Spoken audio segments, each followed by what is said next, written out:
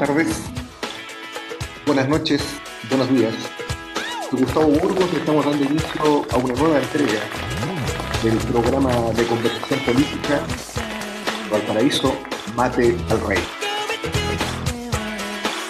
Estamos festivos, estamos terminando el año, estamos también realizando la última de los capítulos, obviamente del año, de este programa, que ha sido una larga travesía. No voy a decir travesía por el desierto, porque es imposible que sea una travesía por el desierto, o a lo mejor en un cierto sentido sí, si esto lo hemos hecho bajo la severa e inexplicable conducción del gran director de comunicaciones, Sergio Risenberg. ¿Cómo estás, Sergio?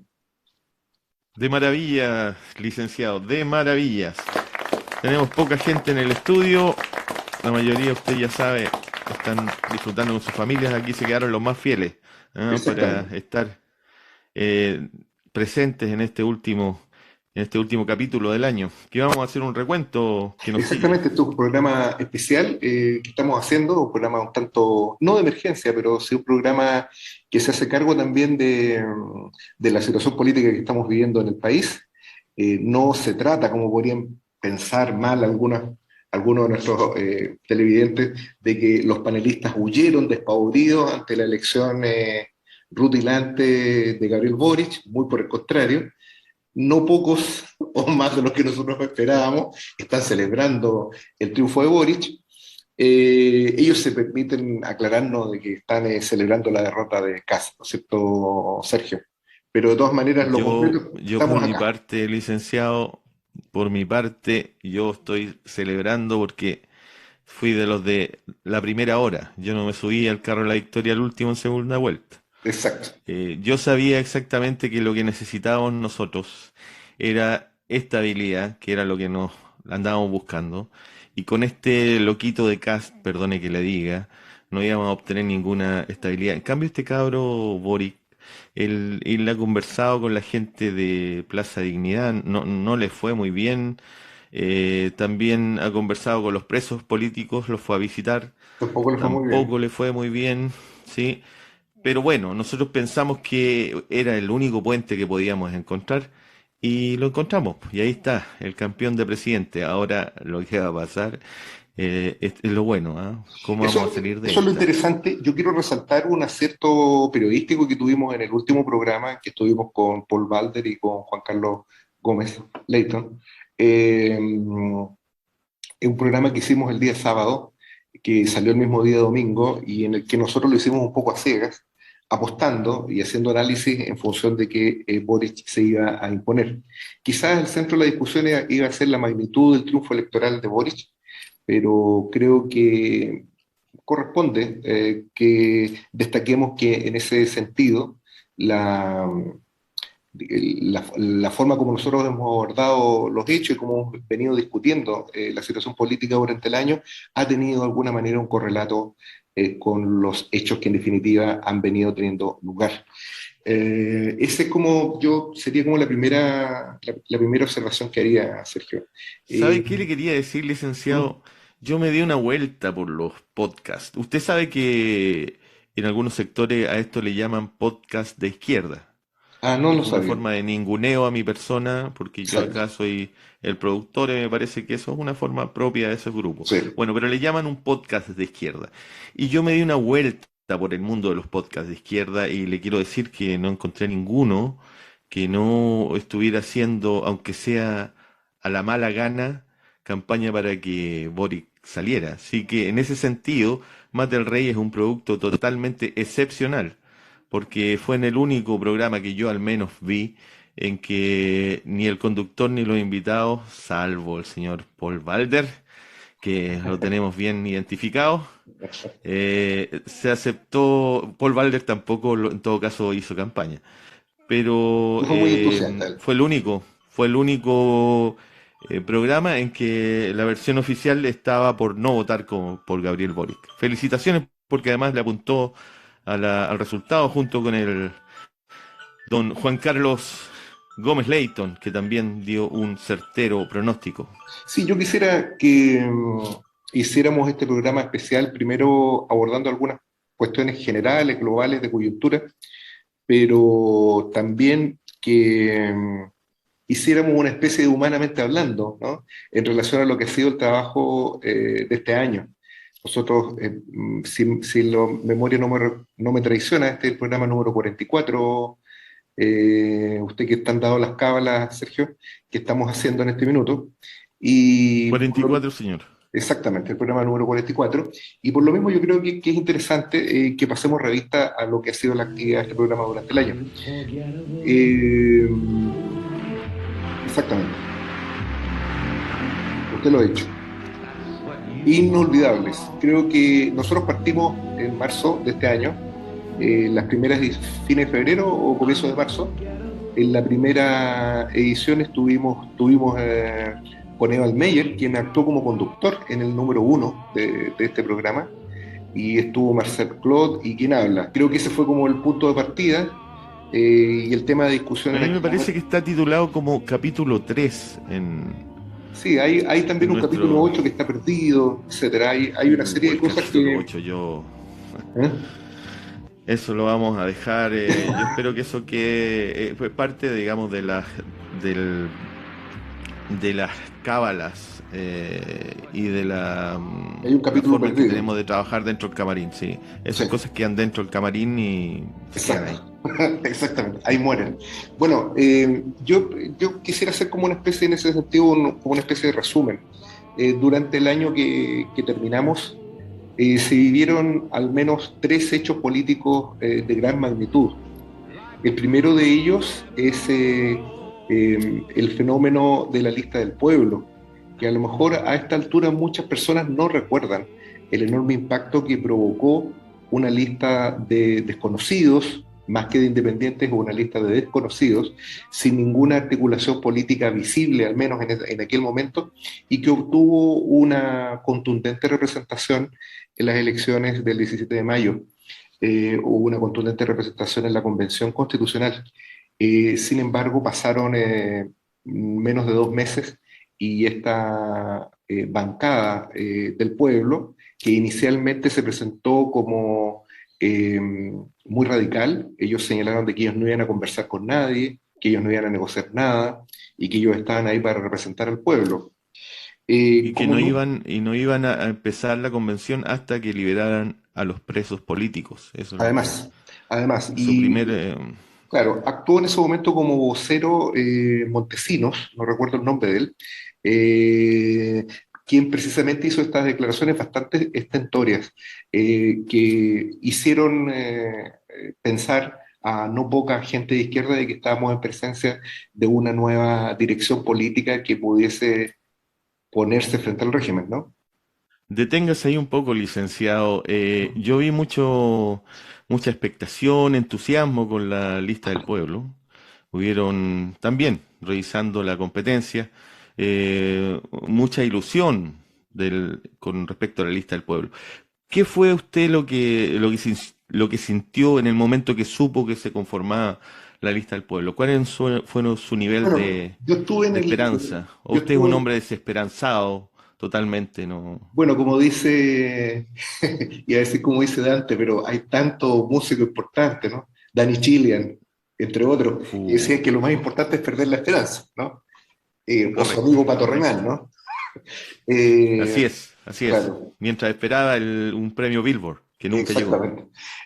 Así Yo lo es. que, a mí en lo personal me tocó participar en la formación de una lista en Valparaíso, eh, en la que apareció el grupo de la lista del pueblo, ¿no? Apareció con la candidata que en definitiva resultó electa, que es, se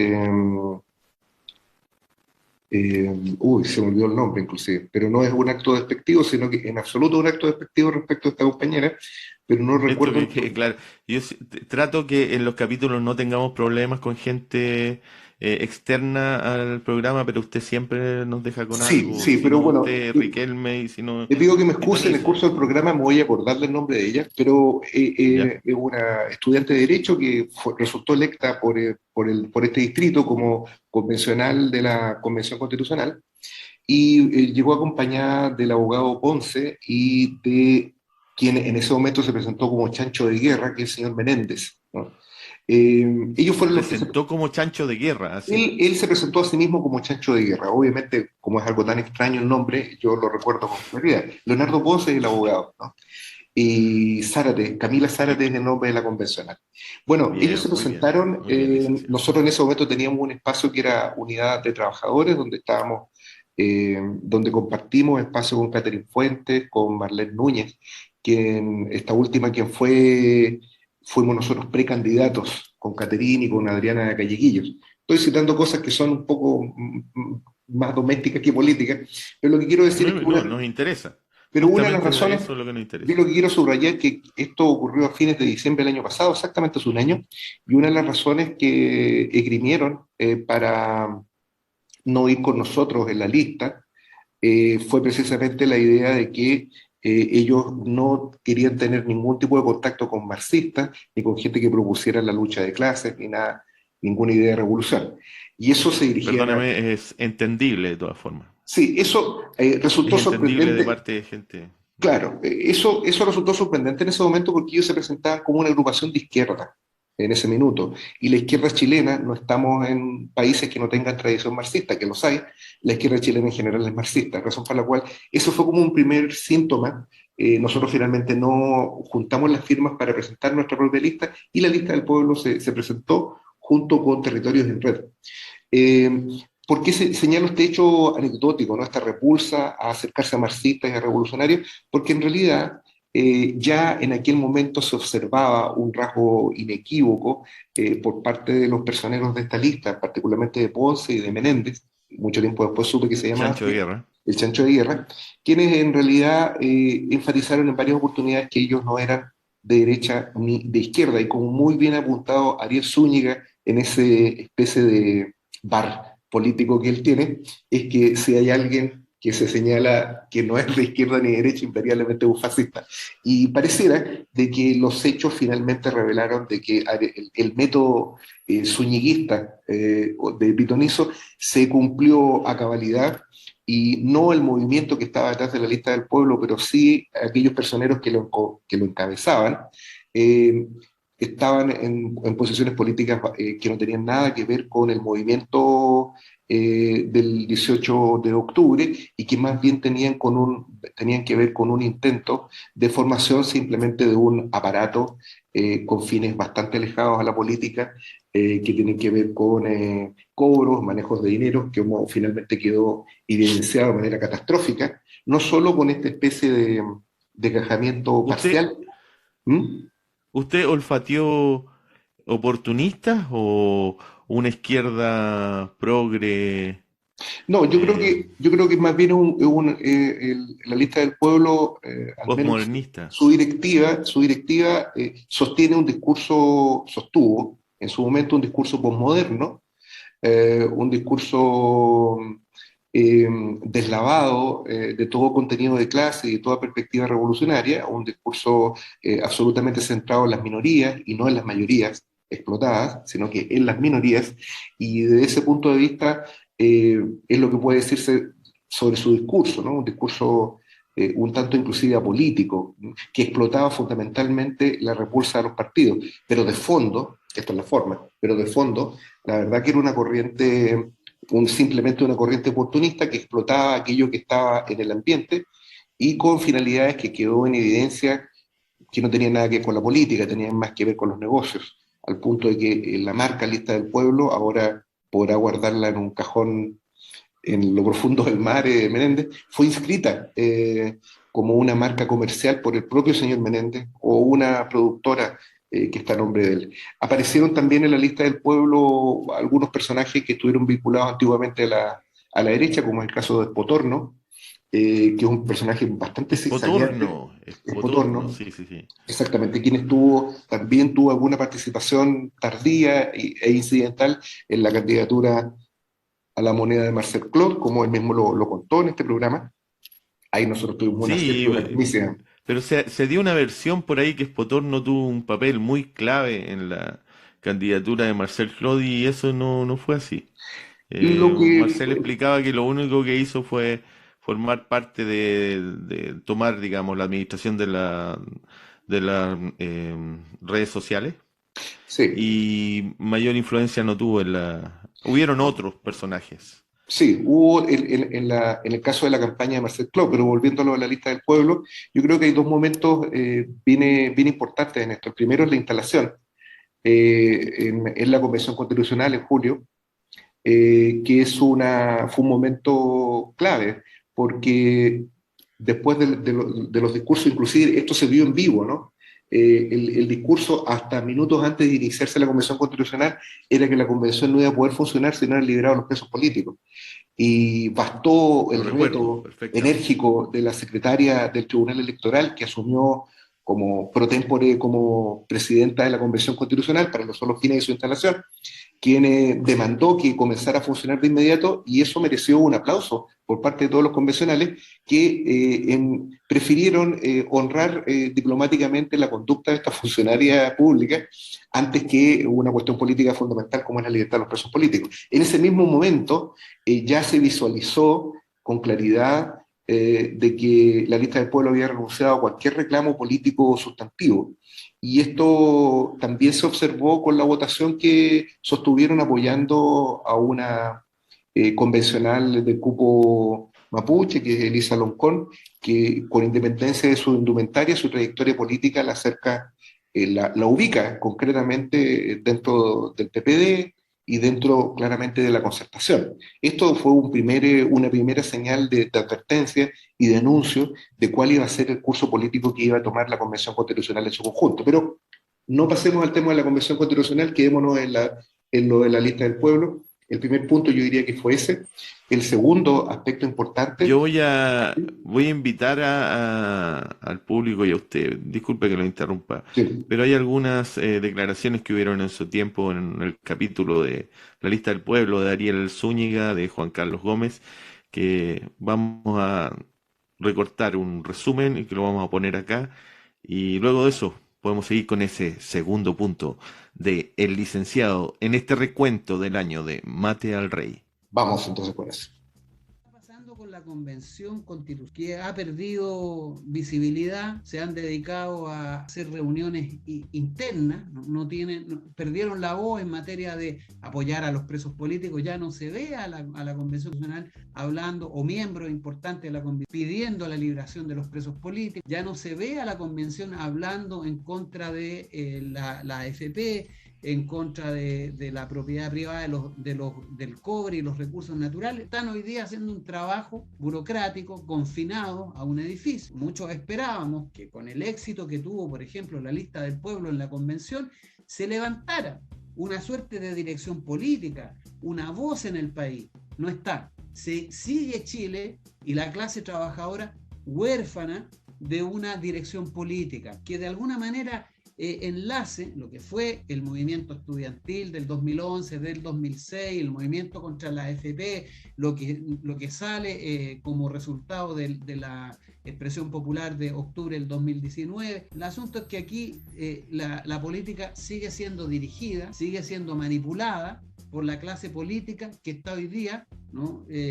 Al servicio, desde Boric hasta pasando por los comunistas, pasando por los de siempre, sigue estando de alguna manera en concordancia, en articulación con los intereses de la clase empresarial. Porque aquí se ha aceptado que el camino institucional, político institucional, y todos estamos esperando que de algo salga de ahí. Yo tenía mucha esperanza, y aprovecho a hacer el comentario, tenía mucha esperanza en la lista del pueblo. Se ha ido además empezaron 27 y ya van en 25 o 25 iban, porque se le fueron dos, y no todos los 25 o 27 que eran podemos tener certeza de lo que plantean o cómo van a discutir o cuáles son los planteamientos que tienen ellos con respecto a determinados temas que se van a discutir en la convención. Tuvo un acercamiento de una compañera con un personaje de la lista del pueblo que aparece al menos como uno de sus ejecutivos, vamos a utilizar esa expresión, que es Ángeles Potorno. Entonces, en medio de esa comunicación, él señaló expresamente que la lista del pueblo no quiere tener ningún tipo de relación con organizaciones marxistas-leninistas. licenciado, a mí me parece que el caballero ese que habló con usted tuvo en el pasado trabajaron juntos con este señor de don Marcel Clos. Con Juan Carlos, dices tú. Con Espotorno. Con Espotorno. Sí, el hombre estuvo ahí a la guaita ahí cuando levantamos la candidatura el 2013. Y el hombre participó de manera bastante activa. Así que sí, lo conozco bastante bien y pertenece a ese género de actores políticos que yo veo que están ahí esperando su oportunidad histórica para entrar en la clase política, en Versalles, y nada más.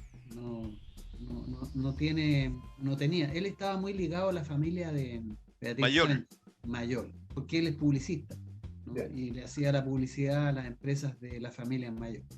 Así que bueno, ustedes sabrán y se podrán imaginar el perfil político que tiene Espotorno, y que si está detrás de la lista del pueblo, no tengo duda de que el resultado no sea muy esperanzador de parte de ese referente.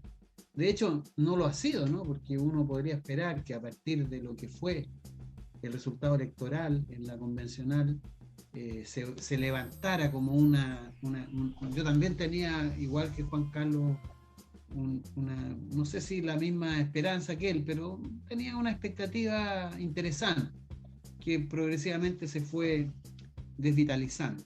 Yo lo resumiría, Gustavo, que lo que se puso en juego con este tipo de vaivenes y zigzag de la última semana de parte de la lista del pueblo tiene que ver con la credibilidad y la confianza. El capital cultural que había tenido o político que había levantado la lista del pueblo el 15 y 16 de mayo, hoy día está atrizado. No digo que está quebrado completamente, cuidado, pero está atrizado. En todos estos esfuerzos políticos aparecen siempre los oportunistas y se meten, tienen una habilidad para entrar, y esos oportunistas siempre desestructuran todo, lo echan a perder, orientan las cosas en una dirección que no corresponde. La lista del pueblo sigue decepcionando, y a mí me parece que la aparición de Cristian Cuevas fue un flaco favor para ellos, ¿no? A esta necesidad que tenemos hoy día en Chile de restaurar el rol de los trabajadores, de la clase trabajadora en la política. Y se suma a los errores de la lista del pueblo, que el primer y principal error es haber renunciado a ser partido político, autoengañándose con una demagogia antipartido que digamos, el virus prácticamente terminal, la enfermedad terminal que tiene la lista del pueblo. Y el segundo gran error, el gran error de la lista del pueblo, que hoy día a lo mejor no se ha dicho mucho, es no haber apoyado a Jadwe en su momento. En primer lugar, los convencionales constituyentes de la lista del pueblo no están trabajando con la lista del pueblo. Condicionó la campaña del señor Cuevas a un pago de 30 millones de pesos porque Menéndez se tenía que hacer cargo él personalmente de la campaña del señor Cuevas. Y resultó que el señor Cuevas le hizo la tapa. Aquí no hay ninguna discrepancia ideológica. Y a mí me consta que la gente de la lista del pueblo está luchando por un país mejor, y está luchando además desde la vereda izquierda, desde la vereda correcta. Puedo hablar con propiedad respecto a lo que pasa en las bambalinas de la política chilena, porque yo viví un proceso electoral en donde esas cosas las vi con mis propios ojos. Los operadores políticos que intentan siempre hacer de esto un negocio, es decir, que no sea diferente comprar una gaseosa que elegir un candidato a la presidencia. Hoy día la política tiene dos caras. Aquellos que efectivamente están tratando de cambiar la historia, de hacer política honesta y de verdad, pero también están los otros, yo los conozco. Es un problema porque al final todo lo contaminan. Entonces hoy día hacer política casi estar metido en el narcotráfico. La información está toda en este minuto, tenemos toda la información para afirmar sin ningún problema y categóricamente de que hay personas dentro de la lista del pueblo que han estado bromeando con una cuestión tan importante como las esperanzas de un pueblo en plena revolución. Muy bien. Creo ¿Qué que le pareció? Me pareció bastante ¿Te elocuente. recordaba ese capítulo? Lo recordaba con claridad. Me parece que fue un momento de bastante audacia también por parte de Pitonizo, de Ariel, ¿no? De la manera como él marcó, digamos, la forma como se está gestando esta directiva en las sombras de la lista del pueblo. Y yo creo que esto ocurrió poco tiempo después. Esto se vio absolutamente ratificado con el segundo elemento de la lista del pueblo que yo creo que es importante, que tiene que ver con lo de sus expresiones presidenciales. Por un lado, la sorpresiva designación en agosto, a comienzos de agosto, de Cristian Cuevas como candidato presidencial en una asamblea hecha realmente y literalmente entre gallos y medianoche, quien apareció siendo candidato Incluso pocos rápidamente. gallos. Sí, la lista del pueblo lo defenestra, dice que no lo representa, y él sigue su intento ya personal de llegar a la papeleta en noviembre, cosa que, como todos sabemos, se frustró. Y después de eso, la lista del pueblo hizo un movimiento aún más atroz, que es la presentación de el candidato que también se reclama mapuche, Diego Ancalao, quien es un columnista, hasta ese momento su trayectoria política era totalmente desconocida, eh, y quien presentó estas 35.000 firmas falsas, ¿no? Que yo creo que más allá de las connotaciones punitivas que podemos hacer de lo que significa falsificar firmas, ¿no?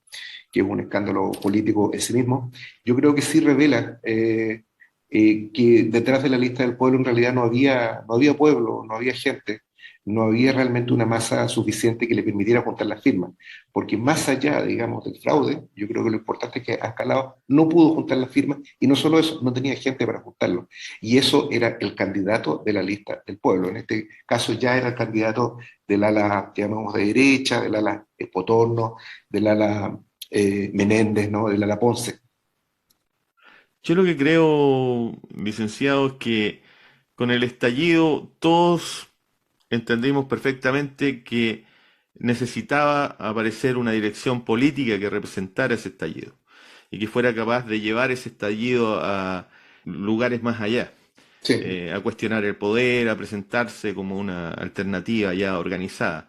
Y al parecer la lista del pueblo fue ese aborto de ese intento, porque sí. carecía absolutamente de un sustento político. Yo recuerdo que se escuchó muy fuertemente que Julio César, por ejemplo, eh, Rodríguez, pintaba para candidato. Julio César Rodríguez, un hombre de los medios a quien amigo enviamos un suyo, saludo, amigo por suyo. supuesto, un Sí. grande.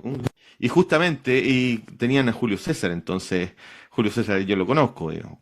Puede ser muchas cosas, pero para presidente de Chile es riesgoso Sí, mucho para la menos República. es un hombre que se identifique siquiera formalmente con la causa de la revolución, o la causa, siquiera una causa, digamos, Del de estallido, ni los siquiera del explotados, o la estallido. causa del estallido social, siquiera. No tuvo Es que ninguna. la gente está huérfana de Sí, líderes y aparece, le porque muestran líderes. El recuerdo que había un pelado Valde pelado Bade. era otro de los Bade, eso. Pelado, Es que pelado Balder toda es su otro. presentación fue en Balde, toda esa presentación, Y, su y Balder era participación su en propio este abuelo, fenómeno ¿no? político fue en Balde, sí. Sí, no, yo creo que, claro, el fenómeno, que esa es la tercera idea, el fenómeno Balder, de nuevo, perdón por Balder, el fenómeno pelado Bade, ¿no? El Rojas fenómeno Bade. Balde era un gran... El fenómeno Bade, yo creo que finalmente, no sé si la lápida de este movimiento, pero sí la expresión más elevada de lo que era, ¿no? En un doble sentido. Y yo creo que lo que hizo Bade fue simplemente actuar como actuó su movimiento, con un agudo sentido de oportunidad. Eh, y creo que Bade no mintió en lo sustancial, era realmente un activista de la primera línea, él era un hombre de la Plaza Dignidad. En ese sentido no mintió. Lo que hizo fue, comprensiblemente, por su origen social y por su escasa formación política, inventar un relato que conectara con el discurso moralista de la propia lista del pueblo. Entonces, si decimos quién mintió, ¿mintió Bade? Sí, mintió Bade. Pero yo creo que esa mentira era una expresión más general de la mentira amplia en la que consistía la lista del pueblo. Una mentira que consistía en pretender de que las cosas se resuelven simplemente con la invocación de principios o de valores morales y no con una posición clara frente a los hechos como se va presentando en la lucha de clases. ¿Por qué señalo esto? Porque una de las cosas fundamentales que plantear la lista del pueblo es que ellos no iban a, ellos ejercían un control moral respecto de todos aquellos que fueron sus candidatos y en general observaban la realidad no desde los intereses de clase de los trabajadores, sino que desde el punto de vista de las normas de la moral burguesa. Y ese es el destino que tuvo. Quiero terminar, para terminar este capítulo, porque creo que hay otras cosas más interesantes, pero creo que esto igual es interesante. Mientras estaban jurando los convencionales y ya era un hecho de que habían renunciado a la libertad de los presos políticos, un grupete de convencionales, mientras iban gritando, de manera altisonante señalaban: el pueblo unido avanza sin partido. No sé si escuchó eso, Sergio. Sí, Bueno, lo escuché ese grito claramente, lo que recuerdo. se escuchaba ya en los años 90 por parte de algunos grupos anarquistas universitarios, revela la absoluta incapacidad y la impotencia política que está debajo de esa formulación. Porque si hay algo que reveló este proceso político es que sin partido, sin dirección política, sin una dirección clara, sin un programa claro, sin definiciones políticas claras, es imposible que el pueblo avance.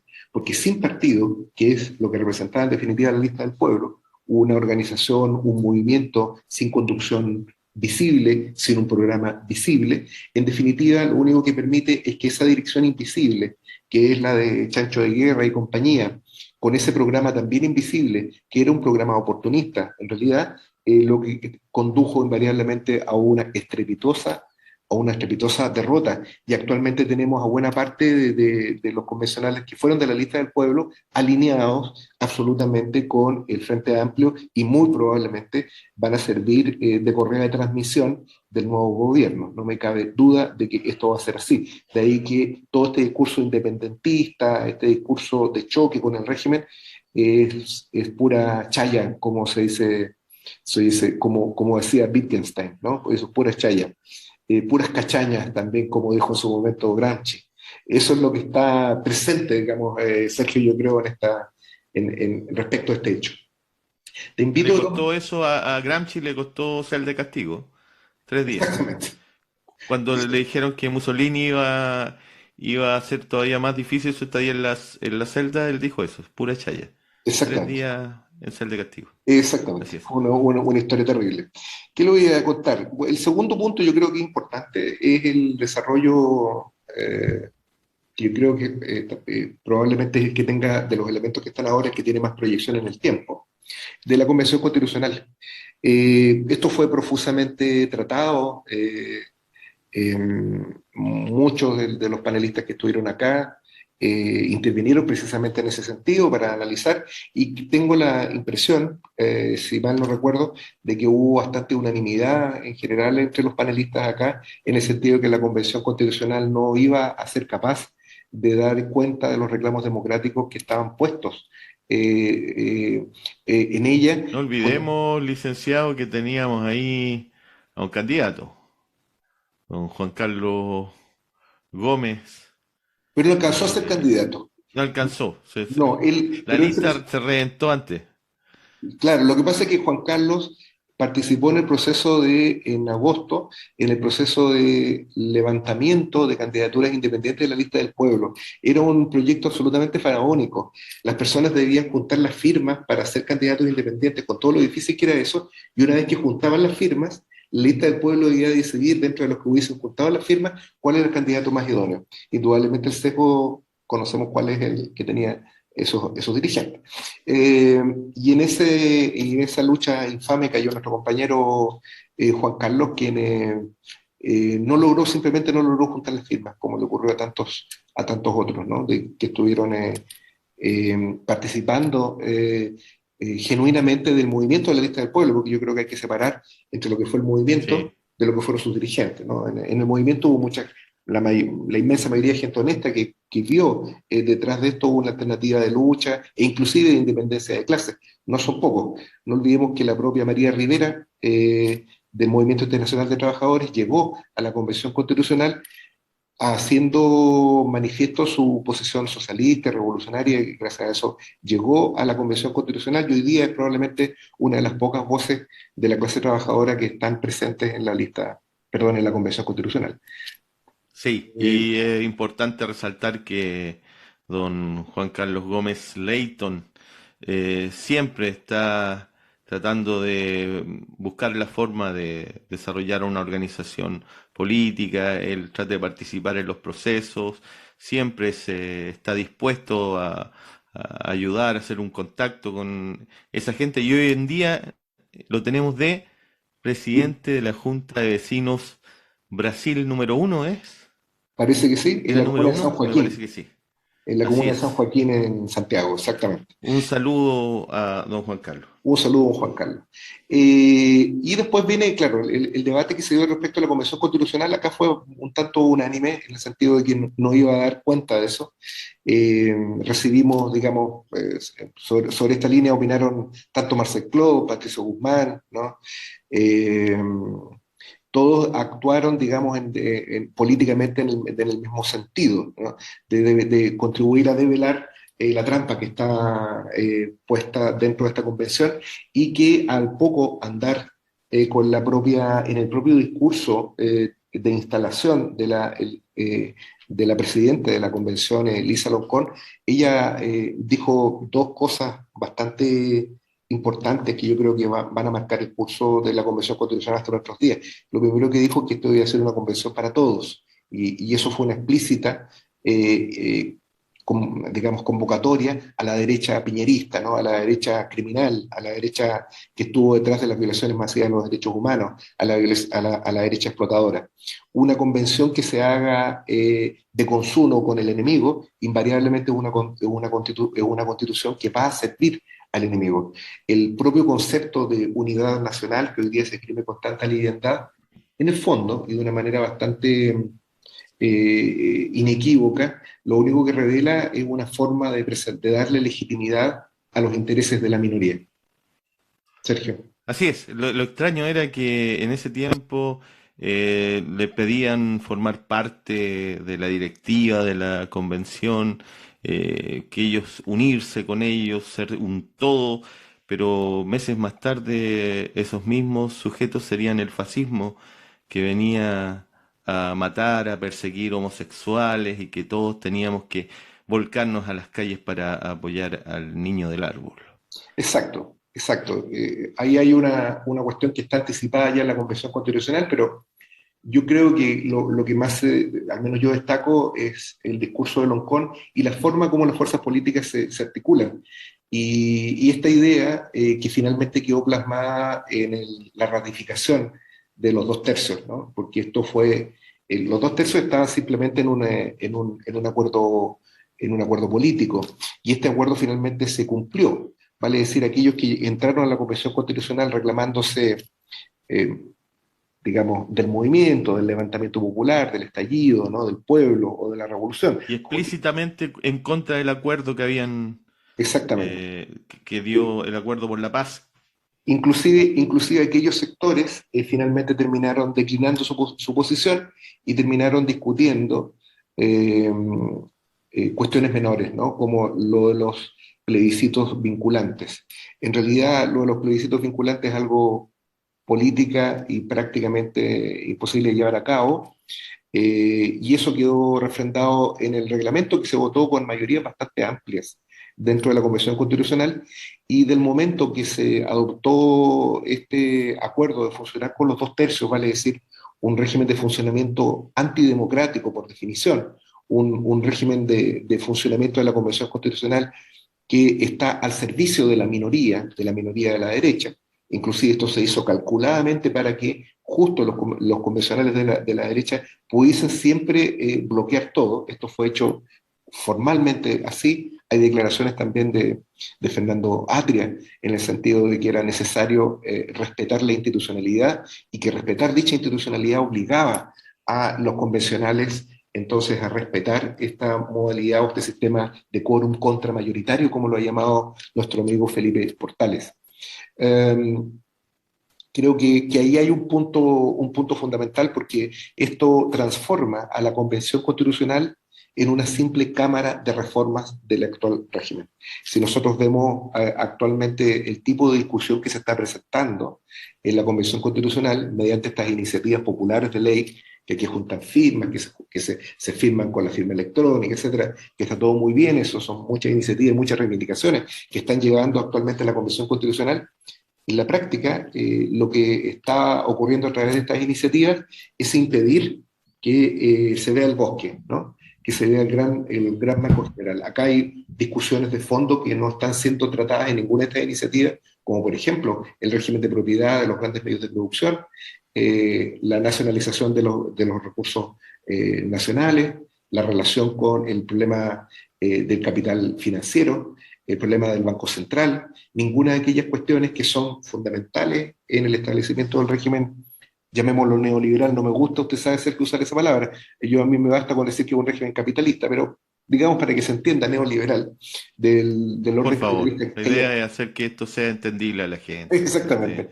Y esas Se me viene a características hablar, que definen Álvaro. al régimen capitalista en nuestro país, que lo definen como neoliberal, no están siendo objeto de ningún tipo de cuestionamiento ni ninguna iniciativa legal, lamentablemente por ninguna de las corrientes presentes dentro de la Convención.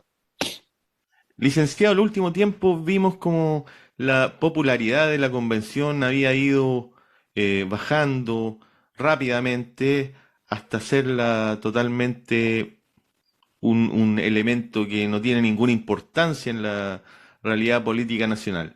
Después del triunfo de Boric hay un intento, se ve por todos lados, de darle un peso a la convención como un organismo. ¿Usted cree que eso lo lograrán? ¿La convención va a tener una importancia, un rol preponderante en este próximo Va a año? tener un rol preponderante, pero no desde el punto de vista de la satisfacción de los reclamos populares. Yo creo que la Convención Constitucional Eso. va a ser el motor. No soy experto en mecánica como usted, ¿no? Ni en caballos como usted, pero va a ser el motor de la nueva transición que se nos va a presentar, ¿no? Y que ya está anunciando el presidente electo Gabriel Boric. En ese sentido, creo que sí, la Convención Constitucional va a tener un papel muy importante, pero no aquel que el pueblo le atribuyó en su momento de votarla masivamente, sino que va a tener un papel preponderante para los efectos de seguir disolviendo el movimiento social, seguir fragmentando el movimiento social, seguir sacando a la gente de la calle y llevándola a los pasillos del Parlamento y de la propia Convención, y transformando esto en no voy a decir circo porque me parece un poco excesivo, pero sí en una simple pantomima, ¿no? En una puesta en escena, en la que no van a tener ninguna cabida los grandes reclamos populares que sustentaron el levantamiento del 18 de octubre. Eso yo creo que está presente acá.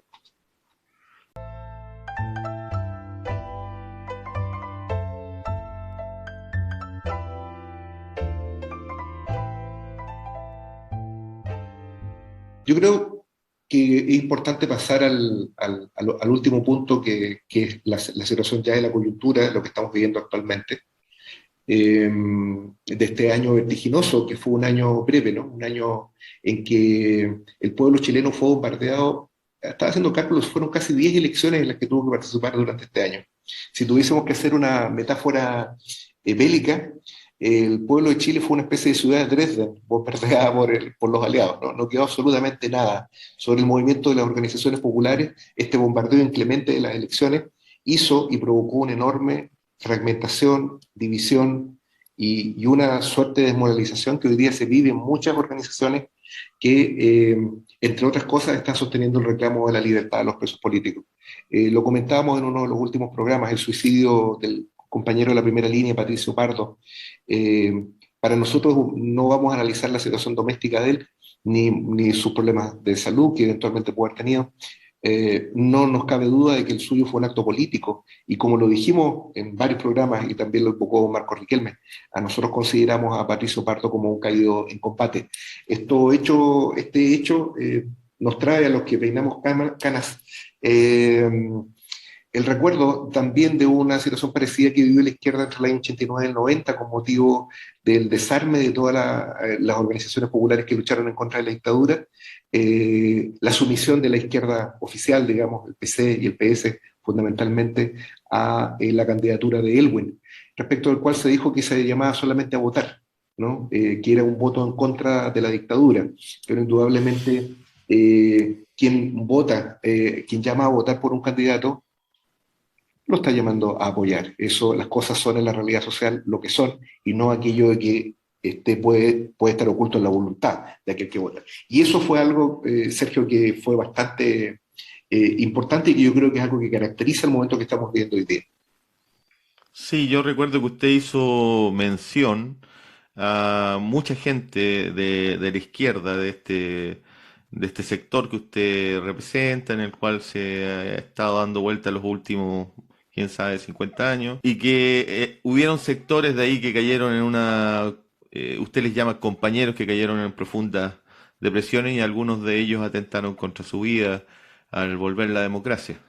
Y es un fenómeno que al parecer se da en las vanguardias porque son los más afectados, son los que van adelante, son los que tratan de abrir el camino y son también los que sufren las consecuencias y tienen que pagar los platos rotos. Efectivamente, la participación que a mí en lo personal me cupo en el proceso electoral, yo fui candidato a diputado por el Distrito 7 en Valparaíso, como integrante Yo lo vi de... con una escalera poniendo un cartel, recuerdo. Por ahí. Pusimos carteles, pusimos también jingles en radio portales, hicimos algún otro tipo de actividad de propaganda a la altura de nuestras modestas capacidades, digámoslo. Igual no lo he hecho y creo que es un momento también de agradecer a las 1000 y tantas personas que prestaron su voto por esta candidatura, por mi candidatura, que como lo dije incansablemente en todos los medios y también lo dije en este programa, el voto por mi candidatura y por los candidatos del Frente por la Unidad de la Clase Trabajadora es un voto por la revolución, más que un voto que apueste en lo inmediato a llevar a alguien al Congreso. Y en el entendido de que quien se lleve o de haber llegado, digamos, nuestros candidatos al Congreso, precisamente nuestra política era de atacar a esta institución que está creada y que históricamente solamente ha actuado para atacar los intereses de la gran mayoría de trabajadoras. Creo que ahí hay esa fue, digamos, la intención de nuestra intervención parlamentaria, particularmente fue la mía, fue lo que traté también de expresar, inclusive a través de este programa, que nunca lo utilizamos como herramienta de campaña, pero la política estaba ahí presente.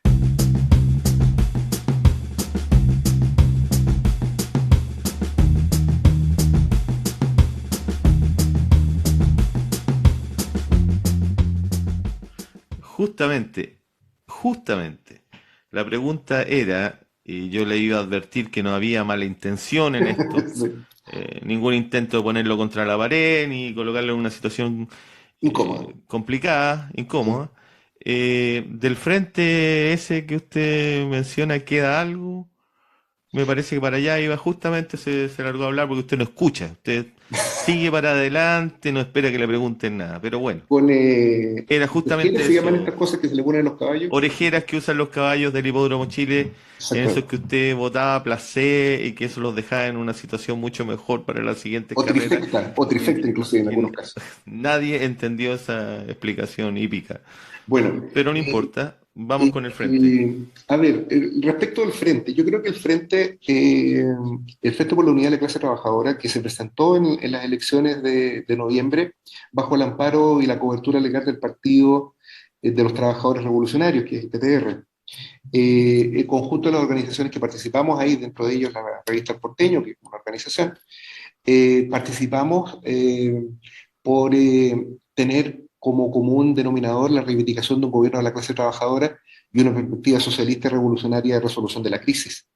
Esos fueron nuestros acuerdos, había elementos sobre los que no nos pusimos de acuerdo, como por ejemplo el balance de la Unidad Popular, algunas cuestiones también de cierta relevancia estratégica, pero al menos el centro del acuerdo del FUT, como nosotros lo transformamos en ese acróstico, ¿no? El centro gravitacional del FUT era precisamente la reivindicación de un gobierno de la clase trabajadora. Y de hecho ese es el nombre completo, Frente por la Unidad de la Clase Trabajadora, ¿no? Ahora, ¿qué pasó con Increíble, es ese una frente? creatividad única. Exacto, sí, claro, es que hay que tratar de ser lo más conciso y claro posible, ¿no? En política al menos. ¿Qué es lo que ocurrió con el FUT? o qué es lo que está ocurriendo, porque el fútbol no ha muerto, creo. Ocurre lo que ha ocurrido con buena parte de las organizaciones de izquierda en el país, y no solo organizaciones políticas, también organizaciones sociales, asambleas, colectivos, ¿no? Que llenan el escenario político y el territorio político en nuestro país. Estas resultaron fracturadas, particularmente con el advenimiento de la segunda vuelta. La segunda vuelta electoral creo que marca, que comienza precisamente el 21 de noviembre, si mal no recuerdo, cuando resulta derrotado Boric por escaso margen por el candidato Kast en la primera vuelta presidencial. A partir de ese momento se genera un fenómeno que creo que va a mantenerse durante bastante tiempo, no va a ser un fenómeno simplemente circunstancial, y es el hecho de que una parte importante de los compañeros del FUT que integran, digamos, esta organización, Socialismo Revolucionario, la Fuerza 18 de Octubre, el MST, la Fuerza Unida y Lucha de acá del Paraíso, por mencionar, digamos, a aquellos que están dentro del frente, pero dentro del país son muchas más organizaciones, se inclinaron por apoyar la candidatura de Boric, sosteniendo que era la tarea prioritaria en el momento frenar al fascismo, y que el voto por Boric no era un voto por él, sino que es un voto contra Kast. Nosotros fraternalmente, siempre lo dijimos, consideramos, los compañeros del PTR nos siguieron en esa posición, aunque con algunos matices, consideramos que era un error hacer ese planteamiento, por varias consideraciones. Primero, porque no era cierto de que existía el advenimiento de un movimiento fascista. El movimiento fascista tiene como característica fundamental la existencia de unos sectores de masas que logran ser encolumnados en contra de las organizaciones de trabajadores y las organizaciones de la izquierda, y que buscan la instauración de un régimen policíaco, una dictadura. Esa es la definición general que se puede hacer del fascismo. No me voy a meter en las definiciones filológicas que hace Carlos Pérez Soto, ¿no? Que se mete y considera el fascismo como solamente aquel italiano. Voy a utilizar la denominación más amplia, ¿no? que es la denominación marxista, la misma categorización que hace Trotsky. Y en ese sentido creo que lo que ocurrió es que hay un primer error de análisis de que tal ascenso fascista no existía. Lo que no nos inclinamos por apoyar a Boric, lo hicimos en el entendido de que tanto la amenaza comunista que sostenía la derecha, como la amenaza del fascismo, no pasó a ser una pequeña campaña de terror orientada a recrear las ilusiones democráticas y a recrear particularmente el escenario político que se vivió a fines de la dictadura. No tenía otra finalidad más que la de impulsar un gobierno de unidad nacional. De tal suerte que yo entiendo, digamos, que los compañeros, no solamente los del FUT, sino muchas otras corrientes, cuando votaron por Boric, sabían qué clase, digamos, de sujeto es Boric, y sabían también la naturaleza política burguesa del programa de apruebo de dignidad. Cuando digo burgués me refiero a algo que ellos mismos dicen. Ellos no quieren acabar con los medios de producción, o sea, no quieren acabar con la propiedad de los medios de producción, no quieren desmantelar el aparato militar burgués, no quieren que gobiernen las asambleas. Eso lo dicen expresamente. El propio candidato Jadwe señaló de que ellos ni siquiera eran antiimperialistas, como que Apruebo de Dignidad no era antiimperialista, y que bajo su gobierno, el gobierno de Apruebo de Dignidad, no iba a haber levantamientos populares. En ese sentido yo creo que una candidatura que tenga ese perfil no reúne las características de haber servido para aglutinar a los trabajadores en torno a una perspectiva de lucha. Acá no es tan de principio si se votaba o no por Boric. El voto por Boric no es tanto una cuestión de principio. Lo que es de principio es la intervención concreta en el momento concreto de hoy día. Y en el momento concreto de hoy día, haber llamado a votar por Boric contribuye a la división, a la fragmentación y a la derrota. Porque por más que diga, nosotros llamamos a votar por Boric, pero en realidad era contra Kast, lo que entiende el trabajador, lo que entiende cualquier persona razonable, ¿no? En cualquier proceso electoral, y que si alguien llama a votar por Boric es porque lo apoya, ¿no? Si este revolucionario que va y vota por Boric dice, sí, yo estoy votando por él, pero en realidad es contra Kast, eso no existe, ¿no? Eso es un voto un tanto vergonzante. de algunas pequeñas corrientes que también que decían, llamaban a votar solamente contra Kast. Eso no ocurrió y probablemente ese es el principal problema que nosotros vamos a enfrentar de aquí en más, ¿no? Y va a ser ese el objetivo político central, cómo estructurar, cómo organizar una oposición obrera, revolucionaria, a un gobierno patronal y proimperialista como el de Boric, y eso hay que decirlo con todas sus letras. Esto se ve, Sergio, en todas las cosas que ha hecho Boric en su primer discurso, cuando reniega de la libertad de los presos políticos, lo trata expresamente, cuando reniega del Partido Comunista, reniega de los partidos, ¿no? Él se está ubicando como un Bonaparte, como un cabeza de un gobierno de unidad nacional, en el que, esto lo dijo Boric, no lo digo yo, invitó al propio Kast a formar parte de las tareas de gobierno. No había tal amenaza fascista si ese candidato Boric se reúne, como lo hizo ayer o anteayer con el general Yáñez de Carabineros, precisamente para proponerle trabajar en conjunto con una organización criminal que asesinó, que torturó, que mutiló masivamente durante el levantamiento popular. El solo hecho de haberse reunido con ese general importa una renuncia, a toda lucha por el esclarecimiento de las masivas y sistemáticas violaciones de los derechos humanos, y al mismo tiempo es totalmente armónico con su rechazo a la idea de la libertad de los presos políticos, que de acuerdo a lo que el propio Boric ha dicho, no va a liberar a nadie, absolutamente a nadie, en ninguna hipótesis, y esto es algo que esta semana que viene se va a jugar de manera definitiva en el Senado con el hundimiento eventual de la ley de indulto general. Así es, ¿no? Si el muchacho desde su perspectiva, especialmente la perspectiva de los compañeros, como usted les llama, sus compañeros que llamaron a votar por nuestro candidato, está complicada la cosa porque el candidato nuestro evidentemente no iba a visitar a Fabiola Campillay, no iba a visitar a los familiares de los presos políticos, eso nos complica a nosotros, pero sí va a visitar a Frei, va a conversar con Bachelet, va a Con recibir Piñera. con Piñera, sí, se lo bajaron, yo creo que ya iba poniendo un pie en la escalera y a alguien se le ocurrió que no, mejor no, Gabriel, bájate de ahí, y porque si no estaría en Colombia. Sí, las Pero razones que en dio vez de para... irse a Colombia se fue a reunir con el general de Carabineros, sin haber hecho nada concreto por la defensa de quienes fueron víctimas de las violaciones de derechos humanos. Sí, yo creo un poco para ir Yo no cerrando. sé qué esperaban, ¿ah? Son muy inocentes sus compañeros, me parece. Bueno, yo creo que cometieron un gran error y a todos aquellos compañeros, que no son pocos, que llamaron a votar o que participaron en dicha campaña, con ellos mismos nosotros vamos a tener que luchar en contra de Boric. Por eso es que es muy importante también tener tender un puente hacia esos sectores. Acá el principal problema es la dispersión, es la división, la fragmentación de la izquierda. Acá es fundamental que se aborden cuestiones como, por ejemplo, la libertad de los presos políticos y que sirvan precisamente para ayudar a conformar, a reconfigurar un frente de clase donde no tengan cabida los patrones, donde no tengan cabida el Frente Amplio, no tenga ninguna cabida, ninguna incidencia del gobierno, ¿no? ¿Sabes por qué lo digo? Porque yo estoy viendo inclusive hasta son los mismos personajes. Así como Boris parece Elwin, Giorgio Jackson tiene una cara de Edgardo Benninger que ni te cuento. Y me da la sensación de que de alguna manera van a empezar, y esta insistencia en hablar con la familia es precisamente el afán de cooptar a distintos activistas, eventualmente corromperlos y formar organizaciones inclusive que contribuyan a desarmar a las organizaciones revolucionarias que existen en Chile.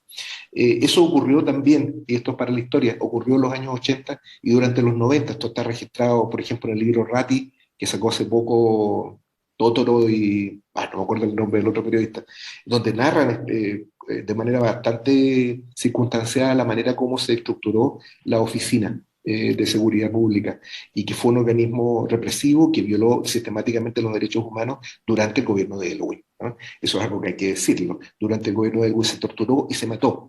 Durante todos los gobiernos de la Concertación se torturó y se mató. Eso siguió ocurriendo, siguieron los presos políticos, se siguieron violando los derechos humanos. El punto es que frente a esos hechos no hubo respuesta política. Por eso es que pasaron 30 años.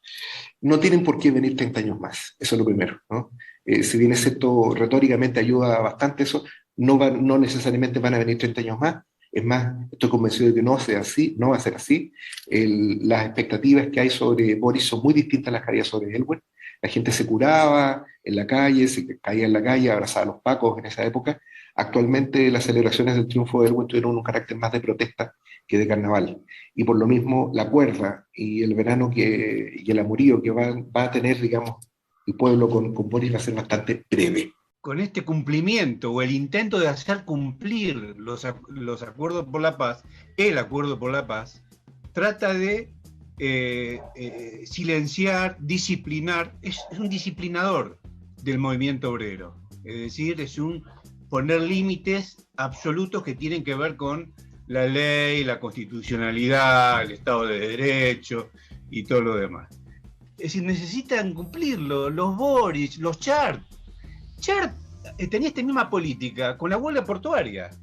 Es decir, un año antes, Chart ya había reclamado a Piñera que ponga orden en la ciudad, porque los portuarios estaban haciendo semejante quilombo, ¿no? Que no dejaban, entre comillas, vivir a los comerciantes y al comercio, quemaban negocios muy importantes. Y cosa significativa, fue quemado el diario El Mercurio. La vez pasada estábamos discutiendo acá, en la Convención Constitucional, se introdujo el tema de la ley de medios. Bueno, la ley de medios. Si algo sabremos los argentinos de la ley de medios, que en realidad no sirvió para nada, sino que la ley de medios, o por lo menos en Valparaíso, tuvo que ver con el incendio del Frente del Mercurio, es decir, el repudio de las masas al lugar donde se cocinan las ideas que tienen y la política que tiene la burguesía y la oligarquía chilena. En la política hay que cobrar las cagadas que se mandan estos atorrantes, que andan con la banderita de Chile y el Estado de Derecho y los derechos de esto y los derechos de... Acá en la Argentina hay derecho de todo, pero se caga de hambre el pueblo argentino, se caga de hambre y tenés derecho para hacer cualquier pelotudez, menos luchar. Yo creo que Gabriel Boric es una réplica exacta, así como si hubiesen clonado a Sebastián Piñera y lo hubiesen puesto un poco más joven, un poco más regordete y lo hubiesen hecho vivir la infancia en Valparaíso en vez que en La Serena y haber comido más cordero que quizás, no sé, que pizza, por ejemplo. Pero son iguales, son exactamente iguales, con la gran diferencia de que Sebastián Piñera era una persona mucho más vital y mucho más vigorosa a la edad de Gabriel, que un niño muy frágil, que la verdad es que no puede aceptar críticas, no puede intervenir en ningún tipo de debate. Bueno, esas razones hacen de que ellos no puedan levantar una épica, no puedan tener un discurso, un relato, como les gusta decir a todos los analistas, y por lo tanto no tienen la capacidad de penetrar lo que viene a ser el grupo que ya tienen convencido. Y quizás una de las grandes limitaciones que ellos tienen, y esto lo voy a decir quizás rompiéndole el corazón a mucha gente, resulta que toda la gente de izquierda que podía ser amedrentada con el discurso de que viene el fascismo, ya fue amedrentada por eso y ya votó por él en primera vuelta. Y eso ocurrió ¿por qué? Porque la gente de Boric insistió con que Boric podía ganar en primera vuelta. No, los del Frente Amplio no se esperaron a la segunda vuelta, sino que lo ejecutaron en primera vuelta y por lo tanto quemaron su nave. Y ahora dependen de Parisi, que es un especulador, ni siquiera un especulador financiero, es un especulador, digamos, que se dedica tanto a negocios inmobiliarios o estafas piramidales, casi un teleevangelista de una derecha populista, una persona que formaba en la escuela militar de Chile. La figura de Gabriel Boric es una figura tremendamente controvertida, es una figura que endeble, fable, es una figura que no puede representar los intereses de las mayorías que se manifestaron en la revuelta del octubre del 2019. Él representa otra cosa, representa la continuidad de los últimos 30 años, pero de otra manera, ¿no? Buscándole algunos ajustes, etcétera, pero es la continuidad. Curiosamente, la academia, tan criticada, ha dicho que hay una diferencia como de 10 puntos, y ahora salió otra que se llama Activa, la famosa también. ¿sí? El pulso ciudadano que también le está dando una ventaja a pocas horas.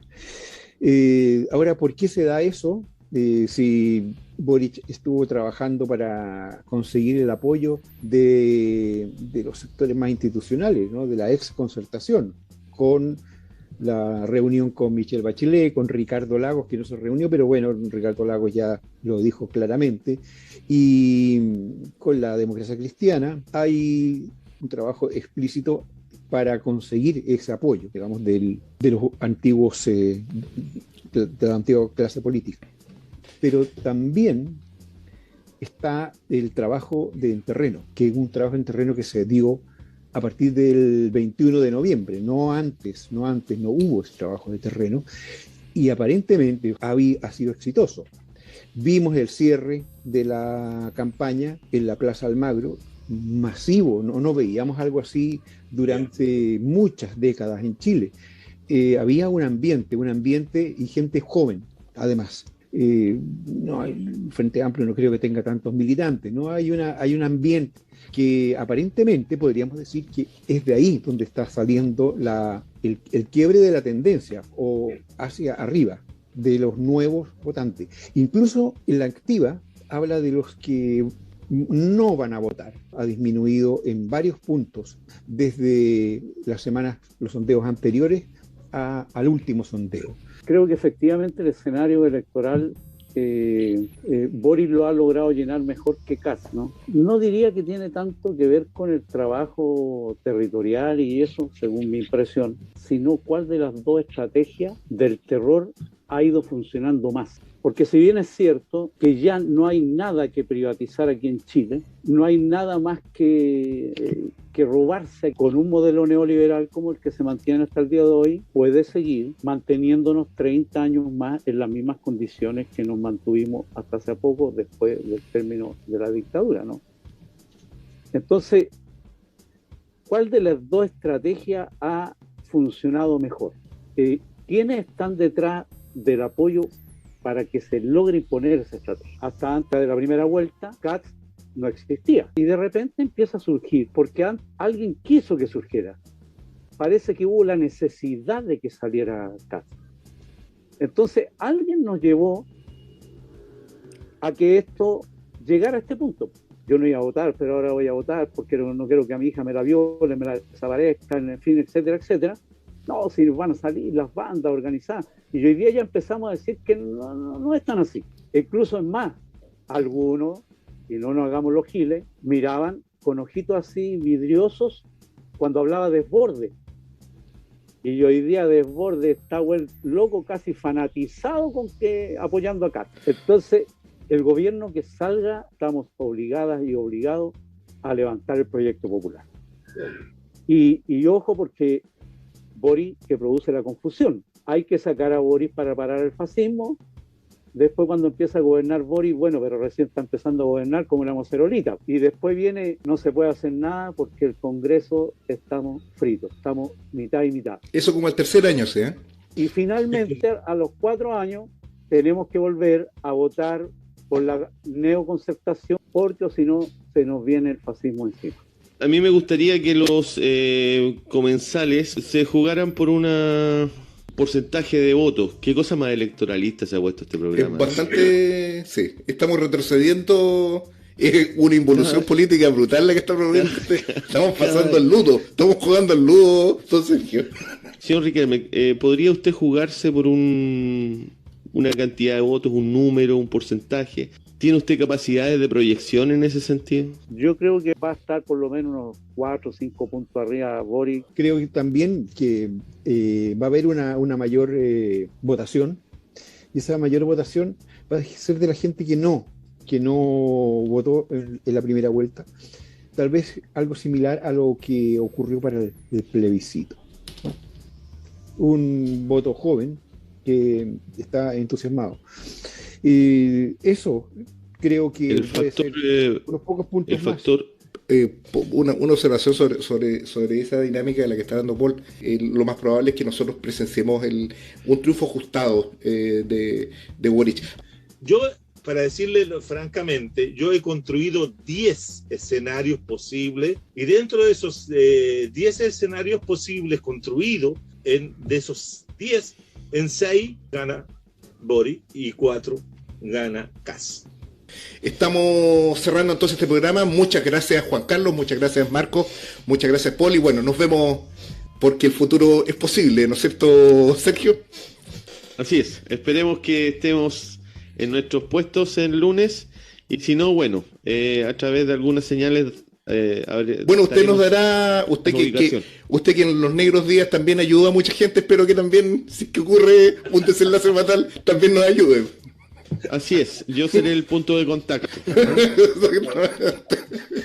en el club de golf, cualquier cosa. Chao. Hasta luego, chao, nos vemos. ¿Usted tenía algunas preguntas, Sergio?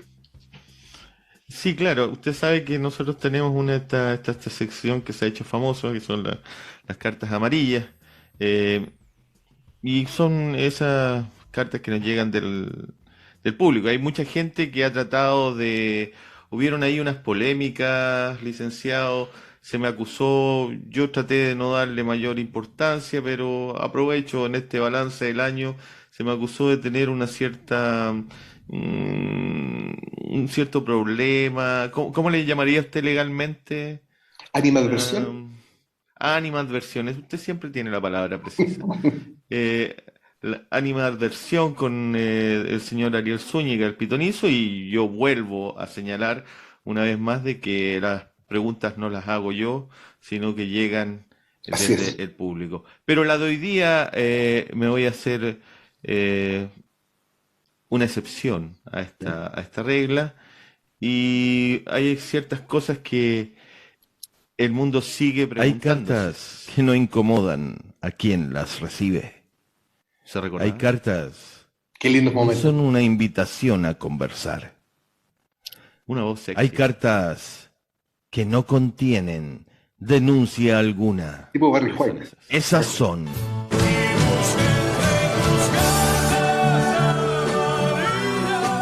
Cartas Amarillas, una producción Sergio Risenberg. Bueno, eso es un recuerdo porque la gente... Claro. Bueno, aquí se escucharon rumores de choques dentro del equipo de Mate al Rey y empezaron a desaparecer miembros del programa original que fueron quedando en el camino, y la gente hace preguntas y quiere saber qué pasó con el señor Montesinos, que fue uno de los primeros invitados al programa. Había sido líder del movimiento portuario en Valparaíso, Sí. pero después de él no se supo más. Bueno, ¿Sigue vivo el señor Montesinos? Por supuesto. Marcos Montesinos, lo mismo que Marcel Claude, también en un plano distinto. Que Marcel Claude. Es otra historia. Pero en el caso de Marcos, la razón es muy sencilla. Él está fuera del país y está en una situación laboral que le dificulta una intervención regular en el programa. Mantenemos una relación epistolar. Conozco perfectamente la situación en la que él se encuentra, qué es lo que está haciendo. Y de hecho hace muchos aportes y contribuciones al porteño, permanentemente tiene vinculación con la revista, fundamentalmente Marco, pero él no está en condiciones, por su situación personal, de poder estar acá. En el caso de Marcel es una situación distinta, ¿no? que sería como el otro que se quedó un poco en el camino. ¿Qué pasó con Marcel Claude? Con Marcel, nosotros no solo nunca hemos tenido ningún problema político, al contrario, en general yo siento mucho respeto en lo personal por él. Creo que ha tenido una conducta política intachable, al menos desde cuando yo lo conozco, y ha sostenido una tarea bastante difícil, que es la de tener una posición de izquierda en un entorno político bastante adverso, ¿no? Él ha dado peleas, como por ejemplo su incursión en las elecciones como alcalde en la comuna de Papudo, que fue una pelea muy dura, que él tuvo que dar y que él se impuso y que la dio, me consta, vigorosamente. Ahora, razones, no sé si calificarlas de salud, de orden personal, pero no políticas, lo hicieron alejarse del programa. Yo confío de verdad, y si es que Marcel ve este programa, que sepa que las puertas de este programa están abiertas para que él pueda seguir participando, y que lo echamos de menos porque sus análisis siempre contribuían a enriquecer una perspectiva política de los hechos que iba mucho más siempre, mucho más de la coyuntura, ¿no? Algo que distingue el Justamente. algo que distinguía o distingue a Marcel precisamente esa capacidad de hacer análisis político que va más allá de aquello que se está viendo en la superficie. Eso es lo que yo Siempre puedo era responder sobre el punto. beneficioso, valioso, y esperemos que si ve este programa, siempre estamos acá y siempre tenemos extendida una invitación eterna a Marcel Claude para que sea parte de este Por supuesto. programa. Un aplauso para Marcel Claude. Hay poca gente en el estudio, ¿eh? Sí. Pero alumnos lo de hacemos práctica. con harto cariño. Gracias, alumnos de Con harto práctica. cariño. Sí. Así es. Y La otra pregunta, ¿qué le pareció a usted? Ewald se nos fue, Ewald, ¿no? Ewald, Simplemente no, un día dijo que Ewald ya lo que no. pasa es que él participó activamente, digamos, hasta agosto, y después estuvo muy involucrado en lo que fue su candidatura a diputado por el Distrito 6, donde obtuvo una votación muy importante, ¿no? Soy malo para los datos, para las cifras, pero más de 3.000, quizás 4.000 votos obtuvo, lo que lo transforma en un candidato muy competitivo, y él fue el candidato más votado, además, a nivel nacional del Frente por la Unidad de la Clase Trabajadora.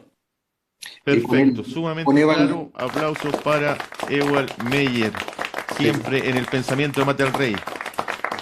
Última pregunta, licenciado. La gente me comentó mucho a través de cartas, comentarios que me paraban en la calle, en el Tabeli, se acercó otra gente de diferente, probablemente, extracción social que la que se me cruza en Teatinos, pero todos coincidían en que les gustó estos programas temáticos. Por ejemplo, tuvimos uno del imperialismo y otro acerca de la violencia, que fue un poco polémico porque no vi yo en otro lugar, en otro podcast, otro programa que se tratara el tema de la violencia como se hizo en el sí, nuestro. yo creo que eso nos lleva a lo que va a ser la próxima temporada de Mate al Rey.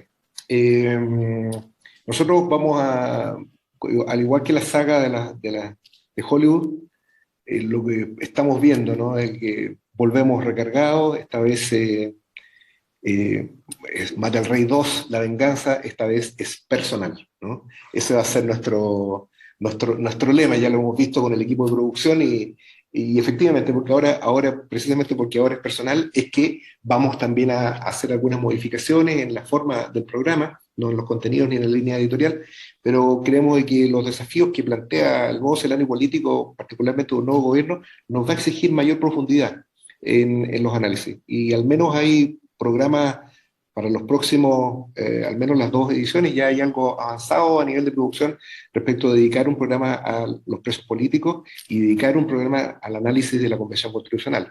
Tenemos invitados nuevos invitados, nuevas secciones también en el programa, la incorporación de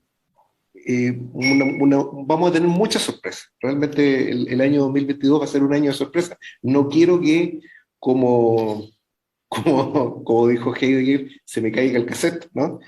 Pero ya lo dijo él tantas veces, ¿no? Y decir, digamos, aquellas cosas puntuales que van a ocurrir, pero lo que sí puedo Se le hacer caía es... igual, ¿eh? Se le caía igual el caso. Exactamente. Al final se le caía igual, yo no sé para qué decía eso. Sí, a gente que además se le caía el carnet, si consideramos su relación con Ana Arendt. No nos metamos en esas cosas. No nos metamos en eso. No sé a qué horario vamos a transmitir esto y no quiero Claro, tener bueno, tu problemas. programa, en todo caso, es apto para niños. Entonces, un mensaje para terminar esto, un mensaje final que le demos a... Piense usted en que tenemos espectadores que les interesa mucho y están de acuerdo con sus posiciones. Hay otros que se han sentido un poco golpeados por la posición del programa frente a la candidatura de Boric. Hay otros que incluso son pinochetistas. No sé si usted ha leído los Sí, he comentarios. visto algunos comentarios, sí. Entonces piensa en toda esa variedad de público. ¿Qué mensaje les daría Bueno, el al mensaje, terminar este año? yo quisiera como decir 2 cosas como para despedir. Primero, agradecer a todos los panelistas de este programa, ¿no? A todos y cada uno.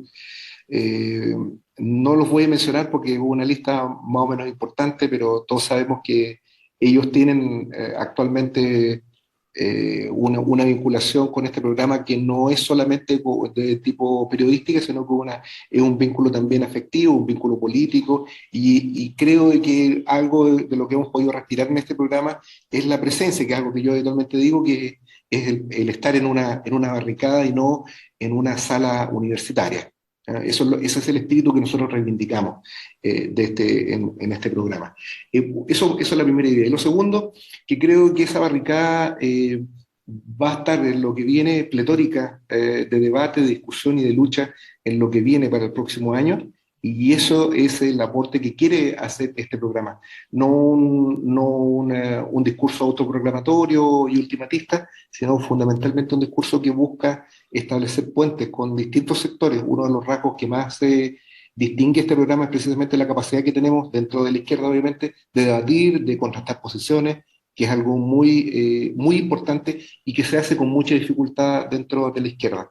Es fácil el discurso ad hominem, del ataque a la persona, que es el tipo de discusión a la que nos tiene acostumbrado el estalinismo. Nosotros como marxistas, precisamente lo que buscamos es algo diverso. Son evidentes las diferencias que hemos tenido con Patricio Guzmán, con Juan Carlos Gómez, con el mismo Marcel Clos en su momento, con Ariel, ¿no? Paul Walder. Con Paul Walder, son elocuentes, pero los consideramos a todos compañeros con los cuales hemos dado una lucha importante que creemos que merece prolongarse y transformarse, digamos, de manera de hacer de este programa realmente lo que aspira a ser. Es un espacio no solo de discusión, sino fundamentalmente de acción, que yo creo que es el paso al cual nosotros tenemos que pasar ahora, Sergio. Eso Sí, yo y yo quería recordar, porque usted siempre se olvida de esa persona, lo dejan en tercer lugar de las intervenciones, cuando vamos terminando dice que los otros dos panelistas sean los que despiden el programa, y él no lo menciona, pero yo lo voy a mencionar, el señor Riquelme, que Marco Riquelme, Movimiento Patriótico Manuel entró a Rodríguez. ocupar un rol muy importante, hizo que se nos olvidara un poco la pena de la desaparición de Marcel Claude, también dando intervenciones siempre interesantes y que esperamos que siga siendo parte de este programa en este año y que no se deje llevar por el ninguneo que a veces recibe de parte del conductor de este programa. Bueno, uno a veces se olvida de los más cercanos. También quiero mencionar a Daniel Logotetti, que ha tenido una maciza y continua intervención en este programa y que tampoco hemos mencionado. De seguro se nos olvida alguien más, pero nos sabrá entender que de alguna manera la edad de quienes intervenimos acá hace que olvidemos algunas cosas, pero una cosa es olvidar y otra cosa muy distinta es perdonar, ¿no? Su amigo, el amigo de Logotetti, Antonio Bórmida. Participó en el... Correcto. Yo soy muy malo y se me quedó en la cabeza Bórdiga. Sí, no es Bórmida. Bórdiga, ¿qué puede decirle al público para que busque alguna información? Bórmida, bueno, Antonio Bórmida del Partido de la Causa Obrera en Argentina, va a seguir colaborando con nosotros. Es muy probable que esté en Chile dentro de poco tiempo. Y además, de seguro, vamos a tener también la participación en lo que viene de los pescadores, que dieron una lucha muy importante en Quintero, ¿no? Obtuvieron un triunfo muy significativo. Se dio un fenómeno además de unidad con los trabajadores de la zona, un frente único obrero muy interesante. No quiero anticipar más, pero es un hecho de aquellas cuestiones que Quintero nos tiene acostumbrado. De alguna forma el levantamiento popular de octubre tuvo dentro de sus jalones de empuje el movimiento de Quintero, que tuvo como hecho más rutilante la luctuosa muerte del compañero Alejandro Castro. Así que ahí vamos a tener también novedades y va a haber nuevos invitados y nuevos panelistas que provienen de ese sector de trabajadores. Perfecto. Ha respondido todas mis preguntas, licenciado. ¿Estamos listos, Sergio? Cierre de la calidad de los cierres que hace usted. Sí, yo quiero por último agradecer al público, explicar que entiendan el rol que cumplo yo detrás de cámara y al mismo tiempo incentivar a aquellos dirigentes sociales que participan de ollas populares, de convocatorias a organizaciones populares, que escriban al porteño. Quizás nosotros siempre vamos a tener un espacio para ellos en el programa y si es posible pueden venir a nuestro propio programa a presentar su experiencia y qué es lo que están haciendo en el desarrollo de las organizaciones populares, como usted les llama. Sergio Risenberg, le mando un abrazo telemático, como dice la Corte Suprema. Le deseo para este año 2022 que siga siendo tan espectacular como ha sido toda su vida en general, y que este año sea, se ha dicho tantas veces, ¿no? Se dice siempre el año decisivo, que es una expresión que usted sabe, sobre todo a la gente de nuestra generación nos encanta, ¿no? Año 2022, este año sí que es el decisivo.